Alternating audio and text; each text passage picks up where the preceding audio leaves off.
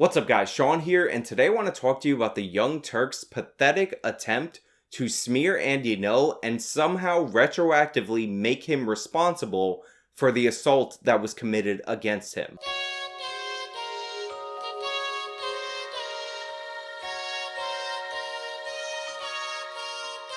But first I want to talk to you guys about your online security. Major institutions like Capital One, the European Central Bank, and the state of Texas have all been hacked within the last month. If stories like this are making you concerned with your own security online, then I suggest that you get a VPN or a virtual private network. And fortunately for you, Virtual Shield is offering my viewers a 30% off discount on all their premium plans and a 30-day free trial as long as they go to the link virtualshield.com/actualjustice.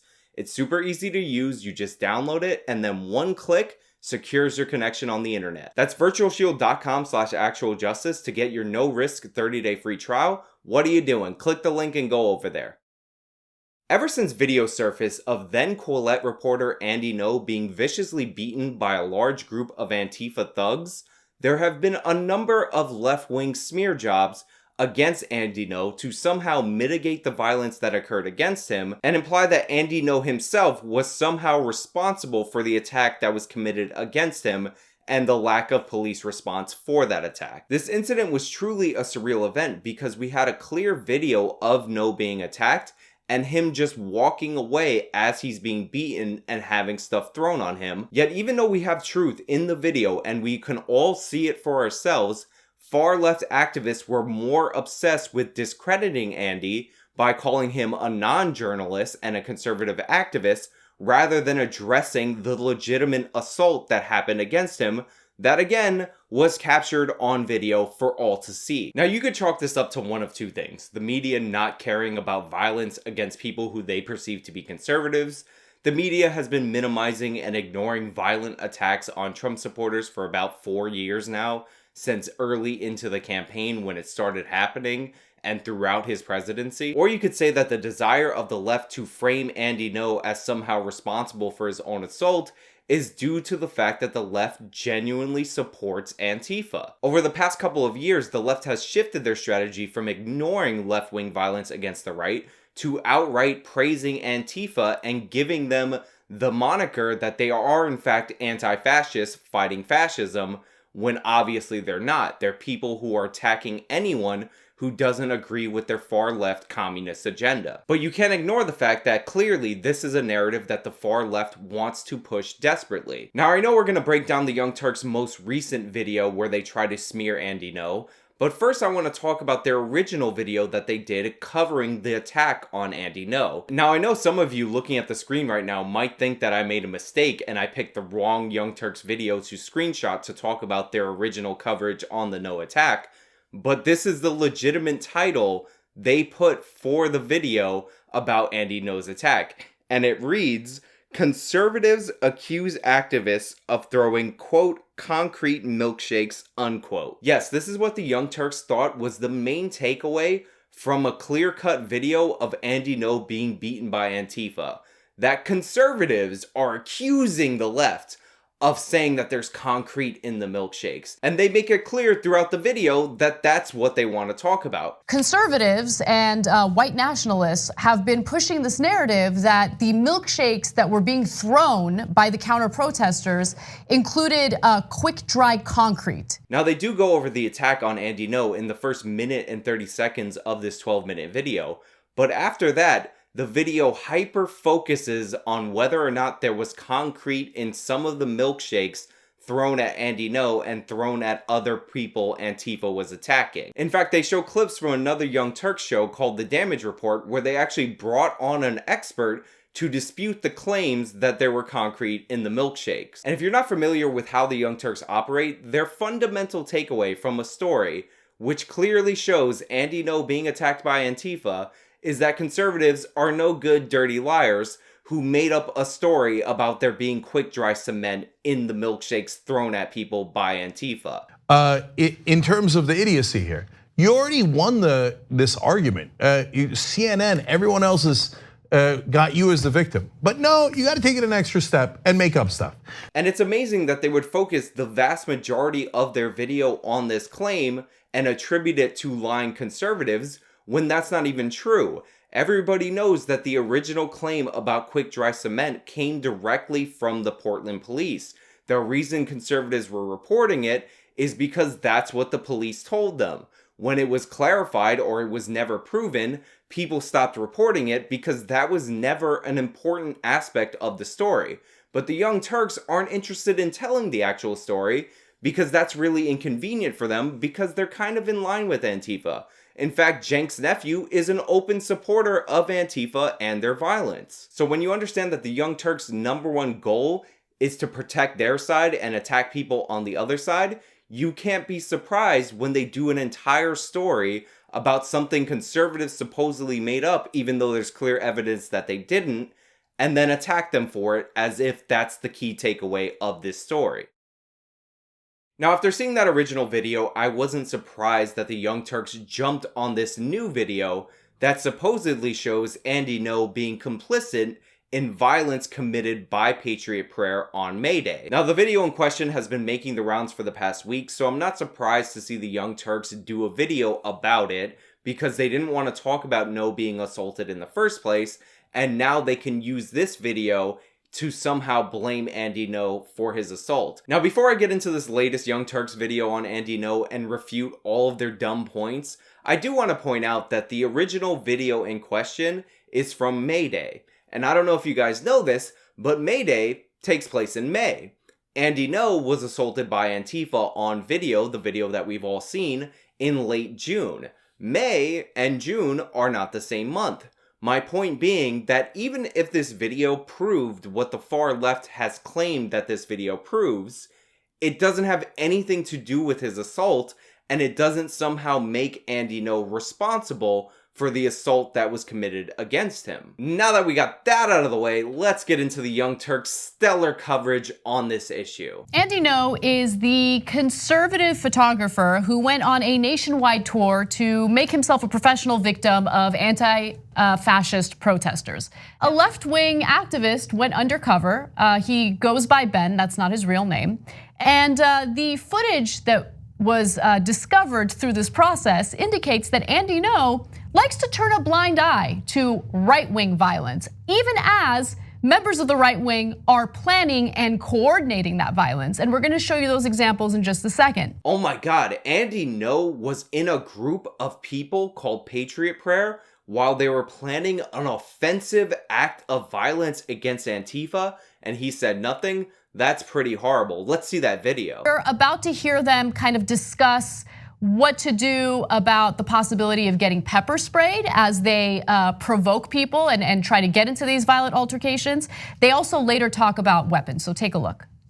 By the way, the headquarters of the Oregon Democratic Center right around the corner right here. Wait, like for the party? What's a Democratic Center? Party headquarters. Gotcha, okay.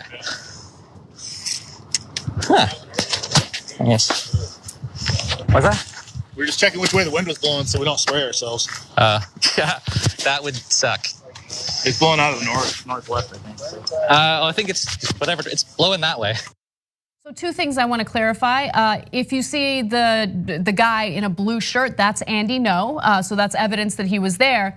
And if you didn't hear clearly because it's a little muffled, the guy later says, I'm just trying to see which way the wind is blowing so we don't spray ourselves, because they're planning on using pepper spray against their opponents. That's pretty convincing. Andy Ngo was seen on a video, and later in that video, people were talking about pepper spraying, clearly an offensive act. They're not talking at all about what they would do in case Antifa started a confrontation with them. But regardless, Andy Ngo right there, very good of Anna to point out that Andy Ngo is right there in that video, because we know that he was definitely listening intently to what they were saying so that he could not report it, because Andy Ngo, really bad guy, and probably deserved that assault by Antifa, honestly. Now, I'm gonna leave the link to the original video down in the description box below of this video so you guys can look over what I'm saying and check what I'm saying for yourselves, because I think it's really important that you go over it and you see what you're not seeing in the Young Turks video. However, I will point out that one of the things you notice when watching the original video is that the original video was not shot with Andy Ngo as the focal point. So what that means is that the cameraman, who apparently was a left-wing infiltrator trying to get footage of Patriot Prayer planning violence, wasn't focusing or tracking Andy Ngo with the camera. However, that does not mean that I didn't break down this video as if it was the Zapruder film. And what I discovered in this video through my top tier analysis of this video is that it's pretty unlikely that Andy Ngo was within earshot of the people when they were talking about the pepper spray situation. By the way, the headquarters of the Oregon Democratic Center right around the corner right here. Anybody Wait. wants to know? Like for the party? What's a Democratic Center? Like party headquarters. Gotcha. Okay. Huh. Yes. What's that? We were just checking which way the wind was blowing so we don't spray ourselves. Yeah, that would suck. It's blowing out of the northwest, I think. Well, I think it's just whatever. It's blowing that way. So, yeah. I kind of want to get my charity pop. That happened to me last year. It's like, it's cool, but it's not fun. Andy Ngo reaches his closest point on the video to the group that ended up talking about the pepper spray at about 7:08 on the timestamp. After that, the cameraman turns around and walks back toward the larger group, and at 7:24, we hear them talking about the pepper spray and which way the wind was blowing. Now, at this point, I can't see where Andy Ngo is, so I don't know how close to these people he actually is when they start talking about the pepper spray, which, as highlighted by Anna Kasparian, is the key point that Andy Ngo should have done something as a journalist. However, shortly after the pepper spray conversation, at 7:38, you can actually spot Andy Ngo much further away from the group than he previously was down the block, and Ngo doesn't return to the group until 9:25, when most of the conversation around this topic has died down. I know a lot about fighting. How many are there? If we waltz up in Yes, there, they're all sitting there drinking and waiting. How many are there? Like, They know we're coming because you put it on Facebook. So while a lot of people are focusing on whether or not Patriot Prayer was talking about an offensive action against Antifa or defensive action in case Antifa commits violence against Patriot Prayer, what they should actually be pointing out is that there's no evidence that Andy Ngo is anywhere within earshot of these people when they're even having this portion of the conversation. Now, don't mistake what I'm trying to tell you. This doesn't prove beyond a shadow of a doubt that Andy Ngo heard nothing. Andy Ngo is just not caught on camera when the crucial part that everybody's upset about is being said. Now, shortly after the pepper spray comments are delivered, you can see Andy Ngo down the block, which would indicate to me that it is likely that he walked away, because he's clearly on this video walking back and forth multiple times throughout the course of this video. But again, I can't say that with 100% certainty, and if I can't say the more likely explanation with 100% certainty, then the Young Turks definitely can't say the way less likely explanation with 100% certainty like they're doing in this video. Until like Gibson gets here, and we have like some more numbers. that's not his numbers. His numbers are not going to both. He shows up with his choir. We need your what? We need. I mean, Who's the guy with the weapons here? It's me. that is some rad, man. Is that like a old military respirator?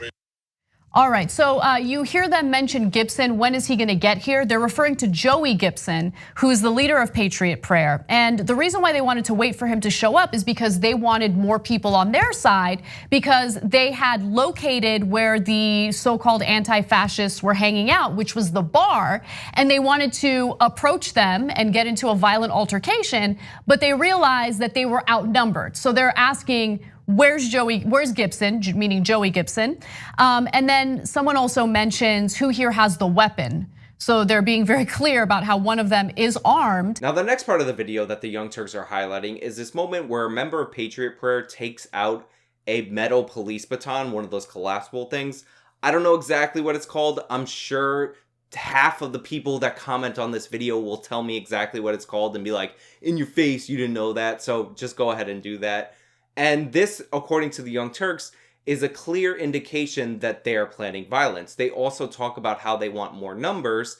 And of course, the only reason that they want more numbers is not for a defensive purpose.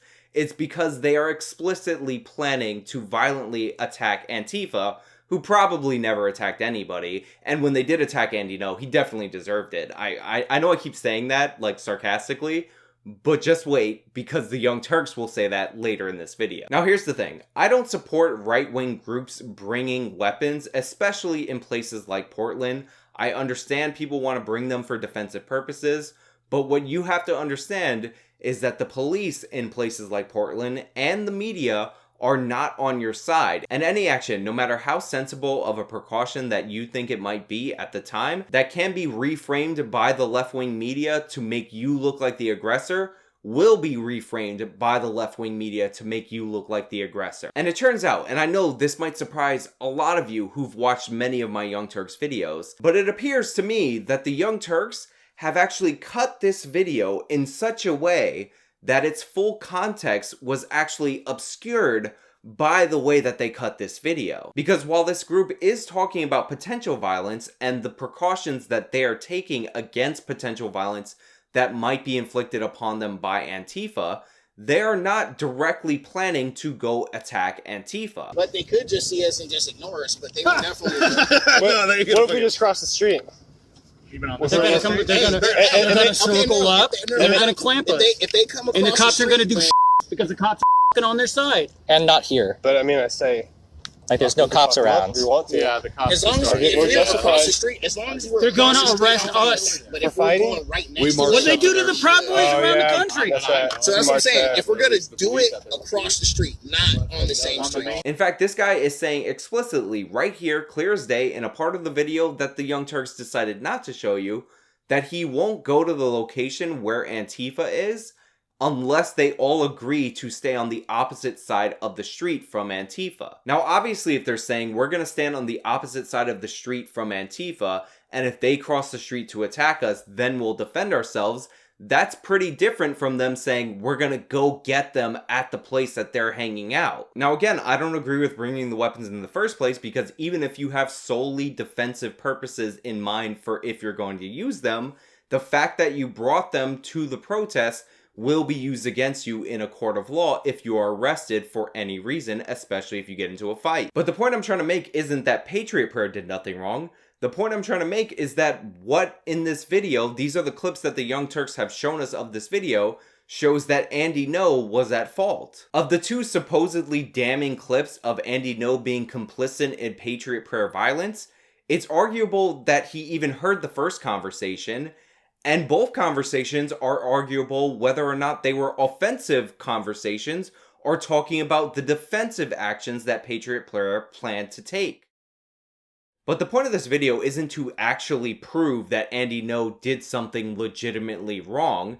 The point of this video is to smear Andy Ngo on a character level so that Jank could say stuff like this. Now, Andy Ngo sees all that, doesn't report any of it. Look, I know he's a provocateur, and he goes in and for the left wing that he's theoretically covering as a reporter, he tries to provoke them. So he'll go and goad and goad and goad. And one time, some group of folks fell for it. They threw the milkshakes on him, and then they actually hit him. That's right. Andy Ngo was goading Antifa this whole time. He was asking for the assault wearing that short skirt.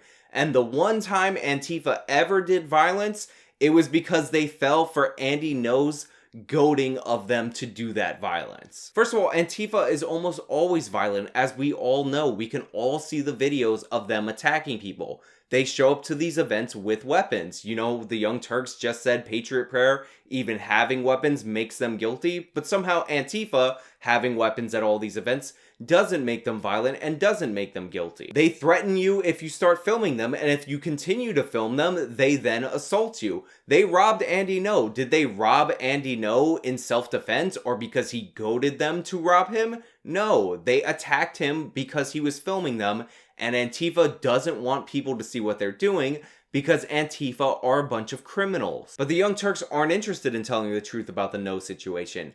They're interested in providing cover for these criminals.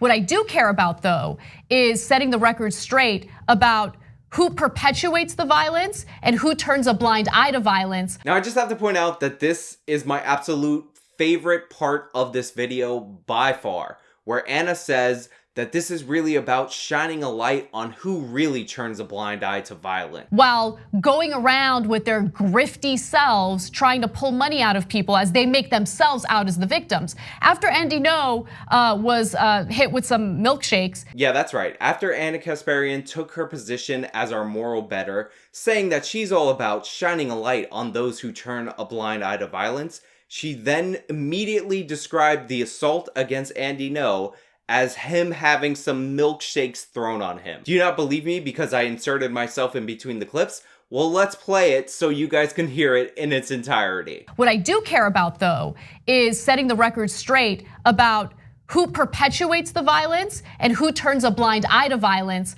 while going around with their grifty selves trying to pull money out of people as they make themselves out as the victims. After Andy Ngo was hit with some milkshakes, he put out a crowdfunding call. Honestly, it's pretty impressive that members of the Young Turks can still amaze me. You can see clear-cut video of Andy Ngo being viciously beaten by Antifa.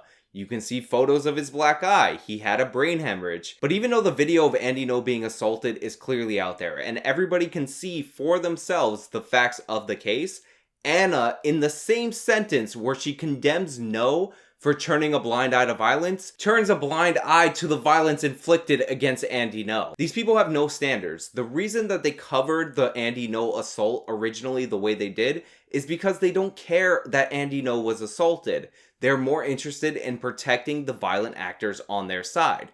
That's why they did this video. Because now that they have the flimsiest reason to attack Andy Ngo and imply that he was the victim of an assault committed against him, they jumped on it. Again, even if they were representing this video accurately and they weren't twisting and churning it to fit their narrative, this story would still have nothing to do with the assault on Ngo that happened over a month later. So bravo, Young Turks, when the story is man attacked by violent left-wing activists known as Antifa, you report it as conservatives spreading rumors about concrete milkshakes. When the story is Andy Ngo is caught on a video that doesn't really prove anything and is completely unrelated to his initial assault, the Young Turks report it as Andy Ngo had that other assault that has nothing to do with this coming. Anyway, that's all I really have for you guys today. Let me know what you think about this whole situation and the Young Turks coverage in the comments down below.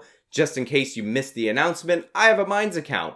Definitely go support me on minds.com/actualjusticewarrior. But other than that, you guys know the drill. If you like this video, show me by leaving a like. If you want people to see this video, hit that share button. You can subscribe for more content. Follow me on all my social medias. If you want to support me, you can do it via one-time donation on Venmo, PayPal, or monthly through Patreon Subscribestar.